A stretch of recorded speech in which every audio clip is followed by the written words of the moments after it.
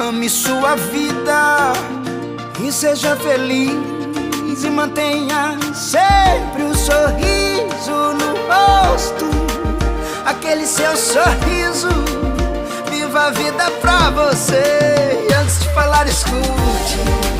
Antes de escrever, pense.